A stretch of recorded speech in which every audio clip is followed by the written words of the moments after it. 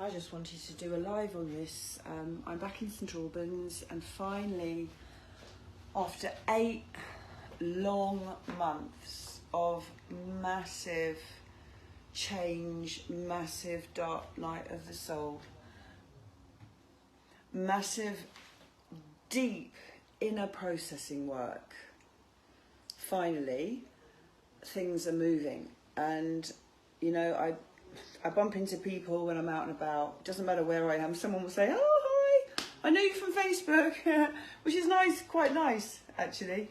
But you know, even my close friends that I haven't been in contact with lately, because we've all been going through so much over the last 12 months. It's been insane.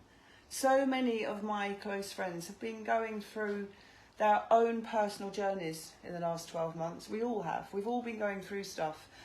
And the thing is, what I've really learned is that when you're going through stuff that is really, really, really major, and other people are going through stuff, you know, there are parts of this journey that we have to do alone. Because sometimes people around us can't cope with their own lives, never mind what's going on in our own lives. It can be too much for people, and too much for their nervous systems, and too much for them to cope with. A little bit like when I was explaining in a post I wrote the other day, just a little part of the book I wrote about 7 years ago. When you're going through something really traumatic in your life, really major in your life, when it comes down to it, no matter how much support you've got, if you are really participating in this journey of life and participating in a spiritual journey, and you're on your spiritual path, there comes a point where you have to face it alone. You have to meet it alone. It's the only way we grow. It's the only way that we grow. And I know that when and I'm coming back to this story because it was a big one for me. When my husband died, someone trying to call me typically. When all that is going on, at the end of the day, even when my husband was first diagnosed or first died all those years ago, decades ago, nearly 4 decades ago, my mother for the first week slept in the bed with me. So the babies were sort of around, but my mother slept in the bed with me. But there comes a point where we have to face it alone. We have to do it alone. And that is where transformation happens. And that's where growth happens, and that's where the whole inner journey begins, and when you start to meet yourself. And you have to go through that dark night of the soul. And I'm making this sound really big because actually the last 8 months for me has been absolutely massive on a scale that no one really will know apart from me. And so today is a really, really important day for me because I finally have got things moving. Finally, I'm having all of my furniture. So I got rid of 2 skipfuls of soft furnishings and clothing and what have you.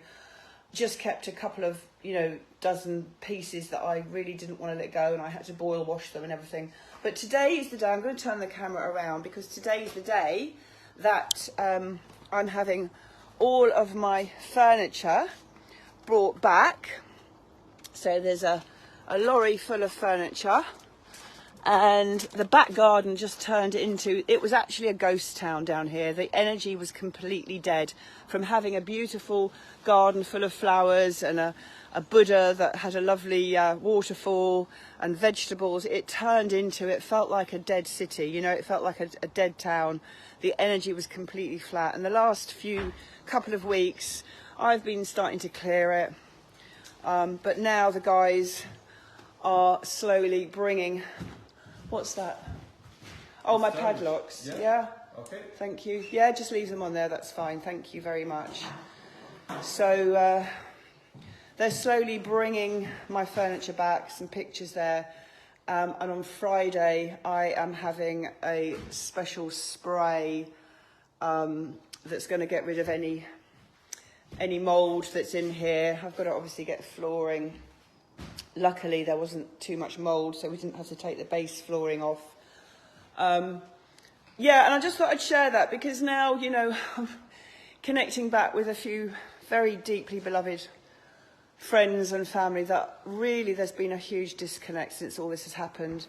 For me, not being able to deal with it, I think I had a breakdown at one point, if I'm honest.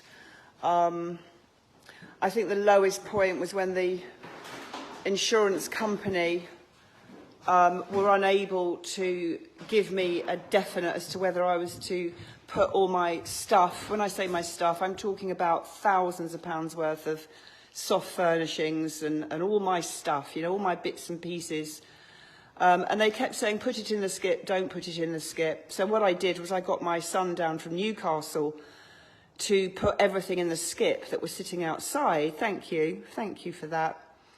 And so my son came down from Newcastle, I paid him to take time off work, and then at the last minute the insurance company said to me, don't put the stuff in the skip. So I then left it out the front, and then my son had to go back to Newcastle, so my younger son came. I put a plea out on Facebook, please somebody help my son move the stuff from the front garden.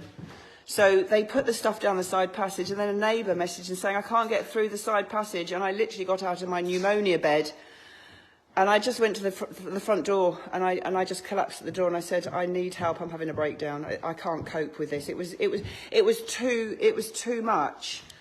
And you know, I don't need people to understand that, but what I've learned from this, even more profoundly, even more deeply, is that we just have to trust in the process of life. And it's been massive for me. It's been absolutely huge. And people go through shit, you know, people go through shit. Thank God this is all that happened, because as human beings we have to go through so much. But what it has done is it has taken me to a different level of awareness, of depth, of understanding, of being human. And for that I'm grateful. I chose this journey. We all choose our journey, you know. Somebody contacted me from my post about what I went through when my husband was dying and when my baby was on a life support machine, and the woman that put the comment had lost her own child. And you know, that I cannot imagine. You know, human beings go through stuff, we go through shit, and we come out the other side. Oh, hi. I've got a plumber here. You know, trying to get workmen these days is insane. I've now got men everywhere. This is wonderful. So I'm going to go. I just wanted to share that, so I haven't got to explain to everyone what's going on. I just like to keep a record of what's going on. But today is a very special day. And I've come out the other side, and life is, you know, going to be better than ever. It's all very, very blessed and on purpose. And big love to you, whatever you're going through. You can get through this. And do reach out, you know, even if it's just to say, I want to have a heart circle with you, I need some support, help me, because we're all here for each other at the end of the day. I am another me, cleverly disguised as you. You are another me.